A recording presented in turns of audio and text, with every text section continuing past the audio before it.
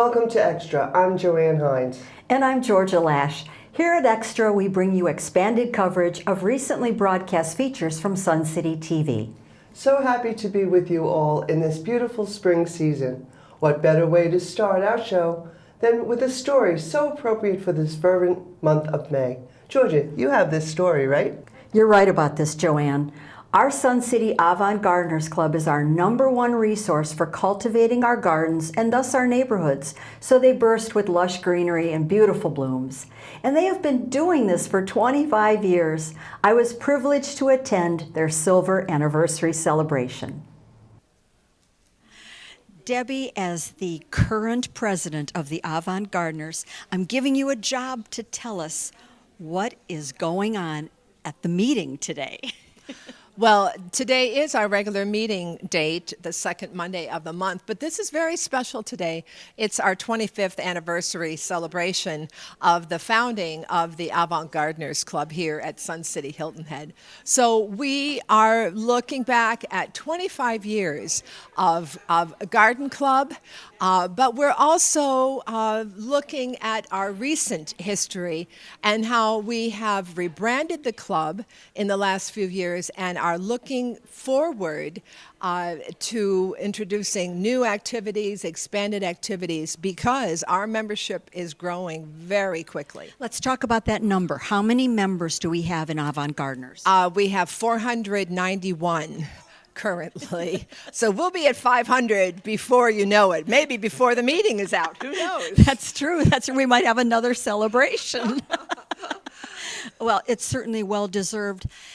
If you had to capsulize the headline events and accomplishments of Avant Gardeners, I know you may not have been here 25, you're too young to have been here 25 years ago, come on. But what would some of those events and accomplishments be? So I think at the top of the list is really our hummingbird butterfly garden, community hummingbird butterfly garden, which is a project of the garden club, the Avant Gardeners, and is really our gift to the community. It's turned out to be a wonderful community amenity. I have seen members of the art club there drawing, sketching. The photography club goes and does wonderful, wonderful photographs. The bird club members come.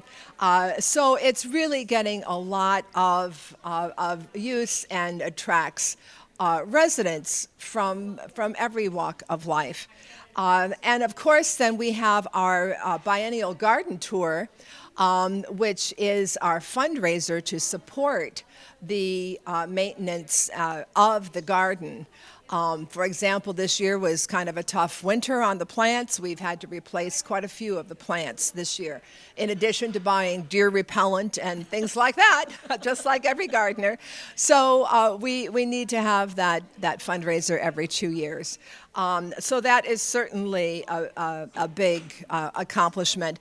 And in more recent development, where the hummingbird butterfly garden is concerned, I'm very pleased to report that we have really developed a nice relationship with the community association, to the point that Janie Parrish, there in the community association, has been a real advocate for our work there, and has even provided some assistance with some of the major capital projects at the garden. So that's a step in the right direction. They're recognizing this is something that really lights up Lake Somerset and is an asset to our community. The next thing is I'm very proud of our active SIGs. We have 6 SIGs, very active, and this is a chance for members to get a deep dive into some personal interest of theirs and be in a smaller group to meet other gardeners. And then the third thing, I'm very pleased about our membership engagement.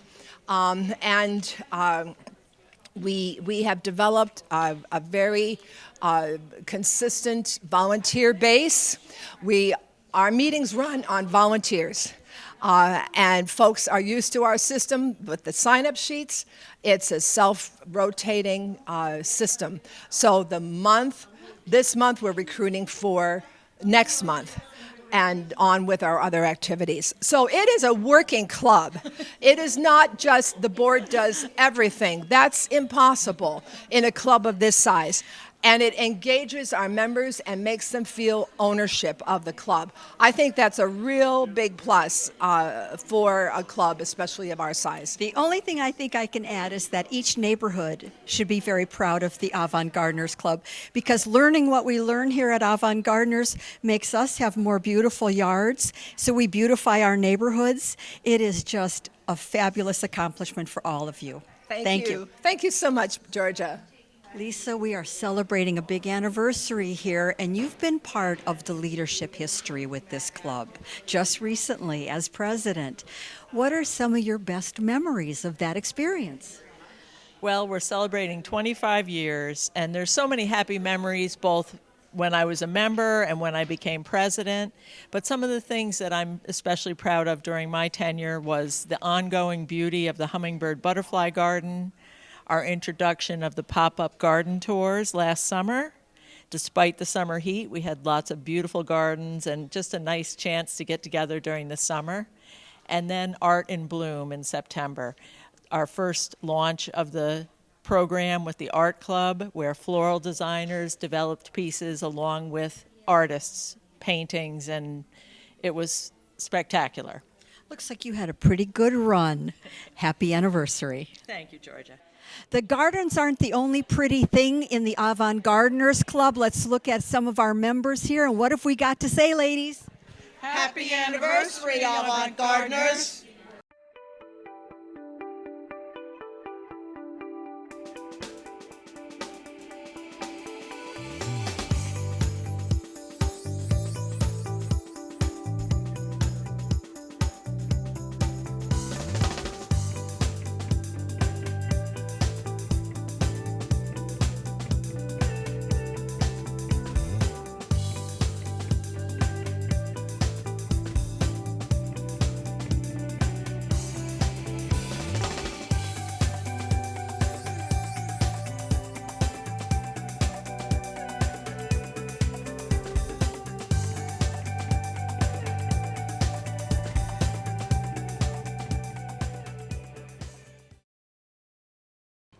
Let me point out what you saw was everyone collaborating in small groups to create floral arrangements. We actually were asked to bring in our own flower selections from our gardens to put these together, and then those arrangements went home with lucky winners. That's awesome. And let's not forget that this month will be the Avant Gardeners Spring Garden Tour on May 22nd. Hope to see everyone there. Now, continuing with this outdoor theme, Joanne, take us to the next story. Celebrated every year on April 22nd, Earth Day is a time to rally around the globe, raising awareness to treat the land with more respect. Reporter Chris Chase was at Sun City's recognition for Earth Day. April 22nd, 1970 was the start of Earth Day. Here we are 53 years later, and we have all kinds of wonderful things going on to save our planet. Now, Susan, what do you have today?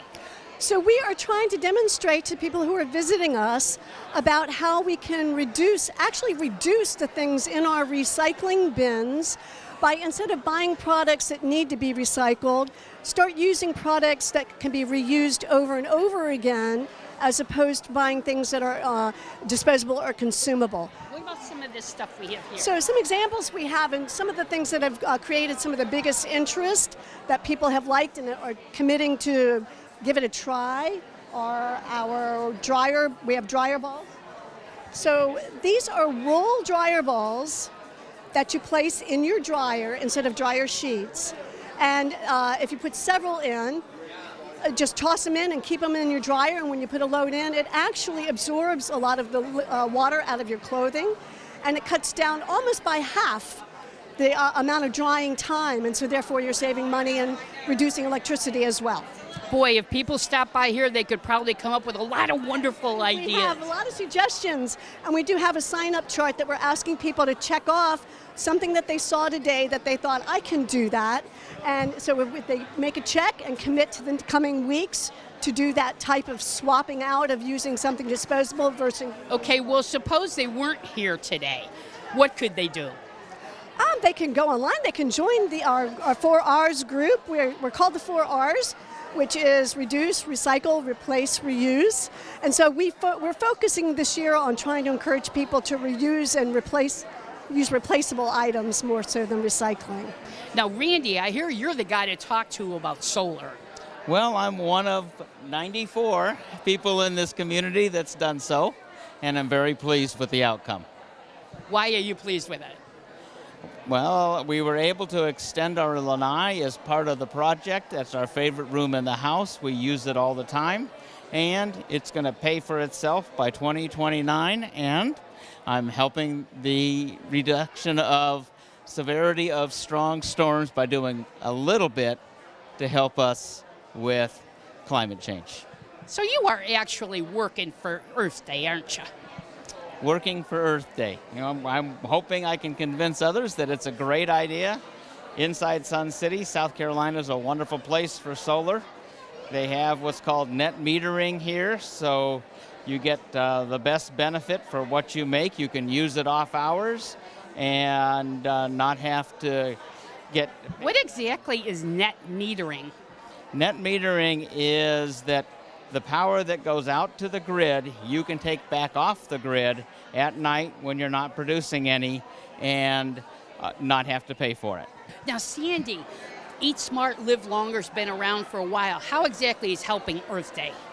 So a lot of people don't realize just how a whole food plant-based diet can help save our planet. A lot of people aren't aware of just how much resources eating meat uses.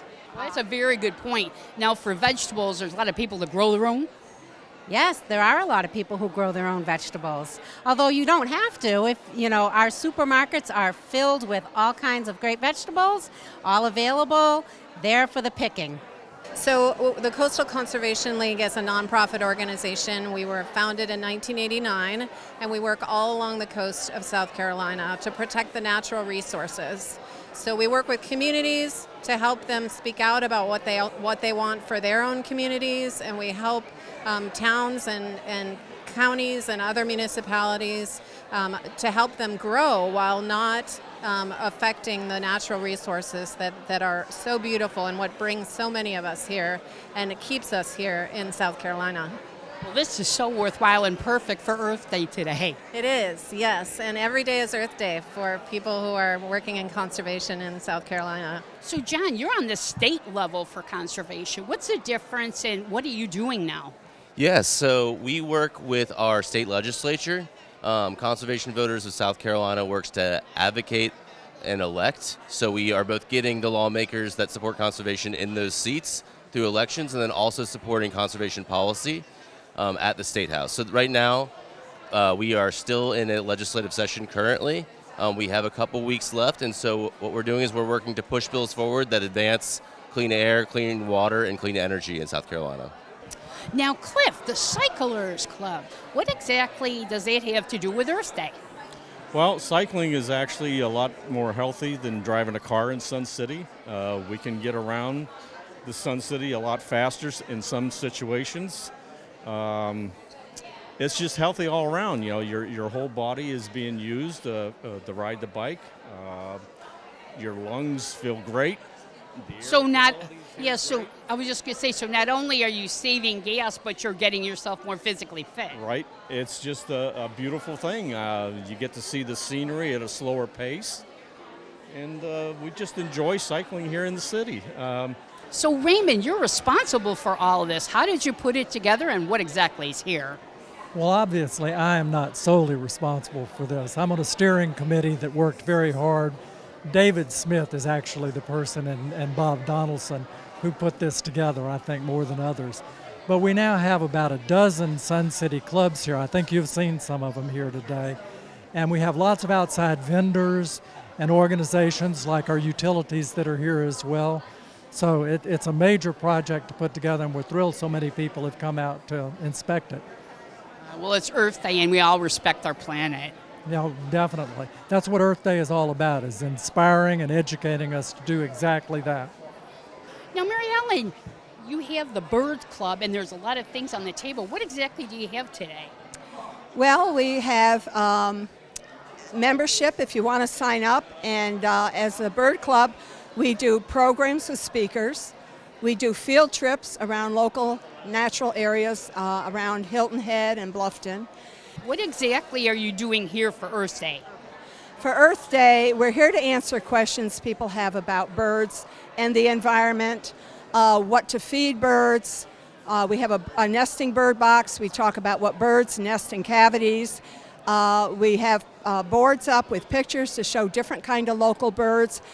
In Sun City and in South Carolina, we're lucky because we have year-round resident birds. We have migratory birds that fly through, and then we have birds that come here for the winter, to just like snowbirds. They are snowbirds.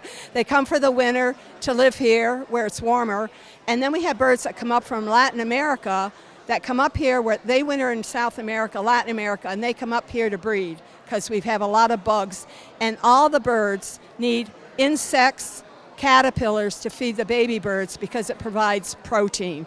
So we also have a board that talks about some of the native plants that produce nectar for hummingbirds, seed for seed-eating birds, and native plants that insects need to thrive because all the birds need the insects, as I said, for their baby birds.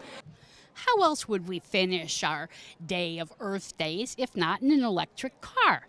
Let's go talk to Phil and find out more about it. Well, it wouldn't be complete without an electric car. Can you tell us something about the electric cars? Because we know it's the way of the future. Oh, it definitely is. It's a great way to protect the environment and also save money. I never spent a dime on gasoline. Charging it costs maybe a quarter of what gasoline would cost to go the same distance. And it's really fun to drive, too. It's really great. It really is a beautiful car. Now, I know that when they first came out, it was hard to find charging stations and whatnot. How's it doing now? Oh, it's great. When I first moved to Sun City about 3 years ago, the only charging station was at Savannah Airport. And now there's one here in Hardeeville, there are 2 of them on the island, they're pretty much everywhere. And you go on a long trip, they're about every hour or so on the interstate. So don't worry about that at all. It's really great. That's excellent. Well, like I said, I know they're the wave of the future. Mm-hmm. Yeah, definitely. Sun City's Earth Day is always a good motivator for us to do better. And what makes it special is all those groups working together with such dedication. Well, moving on. Georgia, you found out about a new learning opportunity for us in Sun City. Give us the details. Sun City resident and Beaufort County Council Chairperson Joe Passman keeps us updated every month on what's going on in the county. Now Councilman Passman is taking it to another level with a new group he's created called Lowcountry Happenings. Take a look. Joe, we're here at Lowcountry Happenings. So give somebody an idea of what happens when we attend a Lowcountry Happenings meeting. Okay, we're here today in the Edisto room. That's one of the rooms we have. We're also in Hidden Cypress. And what we do is we talk about relevant topics that are near and dear to everybody who lives in Sun City, because things outside the Sun City gates really do have an impact on Sun City. So there's lots of things that are happening, and on a monthly basis, we talk about them. And at that meeting, we talk to the people about what would you like to hear about next.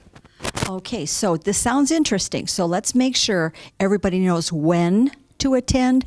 Do they have to sign up ahead of time? Give us those quick details. Okay, we always meet the third Friday from 3 to 4 o'clock. There will be one meeting that we have to meet at 2 because of the booking schedule, but that's there. We put out a monthly newsletter so everybody will know when the next meeting is and where it is, and the topic that's coming up. They can sign up by emailing me at joseph.passament900@gmail.com. We're in Sensations, so they can find out all about us. But they do need to sign up so that we know by the rules. We are a registered group, so we have to have their name, their address, their CAM number. Is there a membership fee? There is not. All right. Now, can you give us a preview of maybe 3 upcoming topics? Today we're going to be talking about municipalities, because municipalities are different than the county government. So we're going to talk about that. Next month, we're going to talk about the potential of a referendum. So that's a very important topic to everybody. Down the line, we're going to talk about, well, what's happening outside the back gate where Wendy's is. Ooh, okay. Now, we're used to seeing you every month. You give us a Beaufort County very current update. It sounds like you're going to take us a little bit, maybe pushing toward those end of the borders and maybe some backstories and history? Oh, yes, we did that. Our very first meeting, we talked about the 4 counties. Well, we actually have 7 counties that are affected by what we do, so we're going to talk about that. Yes, we're going to give little tidbits in history, but we go beyond just Beaufort and Jasper County. That's going to be interesting. Now, let me ask, what was the inspiration for the group to be formed? Well, we have a group called First Friday. They concentrate on the north side about what's happening in Jasper County. I wanted to make sure that we talk about the Lowcountry, not just Jasper County, not just Beaufort County, but the Lowcountry, because we're multi-regional and everything we do affects our whole region, which is 7 counties: Allendale, Barnwell, Bamberg, Hampton, Colleton, Jasper, and Beaufort counties. Now, what kind of feedback have you gotten so far? So far, we've gotten great feedback, and we have 89 members right now. It grows every day, and people are excited. There's a whole bunch of people who are coming for the very first time today. Well, it sounds great, and you'll keep us abreast, and we hope that we'll always be invited to come to the meetings when we can. Absolutely. Now, I understand you have one of your other council members that is another Sun City resident joining us. Tell us about that. Okay, Tab Tabernack, she represents the vast majority of Sun City, and what we do is we team.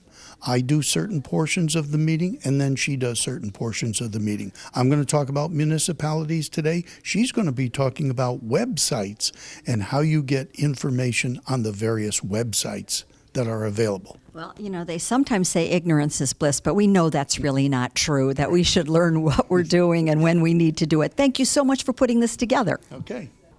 For those of us who live in Beaufort County or those who want a closer look at our Lowcountry communities, we are very lucky to have resources like this that are so locally available. Jojo, I hear you have a story about another valuable resource we can take advantage of. I sure do. Sun City TV loves covering stories that come from our wealth of Sun City clubs. Thanks to reporter Chris Chase, she got an in-depth tour of the Ceramics Club. What a great way to find out if this might be a new club for you. Now we're here at the ceramic shop. Like you said, let's see what's going on. Well, here we are. Hi, Judy. You're going to give us a tour? Yes, I'm Judy Castellucci. I'm the past president of the club, and you've come in at a good time. We have a variety of things that we do in this club. First of all, I would like to ask you if you would please sign in. We have a sign in for everybody that comes into the club. That way we keep a record of how many people are using the facility. Okay, and the club offers you many different opportunities. We have Bisqueware, that we have a purchaser for Bisqueware. Oh, let's go over and take a look. Judy, what exactly is bisque? Okay, Bisqueware is preformed from one of the vendors that we use, and our buyer is a member of the club, and she picks out what she thinks people are interested in. And if they have a special request, we also have the booklets so that they can choose what they want for a special order. Now, Bisqueware has been fired, so it's ready for painting. And it is suggested that you have a choice of using acrylics or glazes. When you have glazed, it has to be fired again. If you're using an acrylic, it doesn't get fired. You just take it home. And so we have quite a combination of things you can do in the club, and some people do both. They like a unique piece that's decorative, or they want something that they can put food in. Okay, when you put food in it, you have to fire it with safe glaze. But we do have a book that shows you all the different glazes that you can purchase on special order, and it even shows you how you can put combinations of low fire glaze on a piece that make it look like high fire.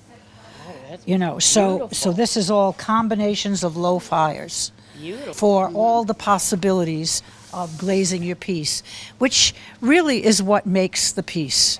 You can have a very simple piece that is really given a lot of pizzazz by color. And I've noticed that when people come to the Saturday sales, that they're intrigued by the colors. Now, Judy, what are we looking at here? You're looking at the kilns. The kilns, there are 5 kilns in the studio, and they fire from a temperature of 1800 to 2000, depending on the clay that's being used. High fire clay is used at a higher firing stage, and the low fire obviously is a lower stage. But we're talking between 1800 and 2000 degrees. So we keep fans going at all times. The firing is determined by the number of pieces that are on the shelf waiting to be fired. So we have 3 different categories. The categories are raw clay, all raw clay, whether it's low fire or high fire, goes into the raw clay shelves. Then the next process, when it's bisqueware and you've glazed it, goes into the low fire glaze or the high fire glaze. And so that's an important part of understanding for all the members. And they get that tutorial when they're introduced to the club. And we do have introductory classes for brand new members. And we repeat it several times a month based on the number of new people that come into the studio. Now, the members aren't the ones that run these. No, the members don't. We have volunteer members. Right. And the volunteer members are taught how to use the kilns. And they're the only ones allowed in this room other than the members putting their pieces on the shelf. And there are always special instructions that have to be taken care of, because when people glaze the bottoms, they have to be stilted. So that's another thing that they need to learn. So instruction is really important to be in the club. Is very important, yeah. Now to our favorite new segment, Extra Special. Let's start with a question for you. Which of our Sun City amenities offers a dozen different ways to enjoy it? Should we insert Jeopardy music here? I know that answer. It's Lake Somerset. Let's count the ways that Lake Somerset is a multitasker. Of course, we enjoy live at the lake music performances. But on your own, try this. Have a picnic. Walk the calories off around the lake. Play cornhole, throw horseshoes. Just meet friends for happy hour or maybe outdoor cards and games. Walk around the community hummingbird and butterfly garden. Find those Kodak moments there. Walk down the pier and bait your line. Or race a remote control watercraft. Whew. By then, you'll be exhausted and you can relax on the swings to catch a beautiful sunset. Lake Somerset, it's all ours, Sun City. May is a perfect time to have spotlighted Lake Somerset, but Georgia, we almost forgot. Lake Somerset has hosted weddings and even a fashion show. We were there. Right. I think that's all we can pack into Extra for May. I'm Joanne Hines. And I'm Georgia Lash. Thank you for watching. Please join us again next month as we bring you extra coverage of stories and features from Sun City TV. Whew, okay, all done, Joanne. Let's go have our lunch at the lake to celebrate your Medicare birthday. Let's.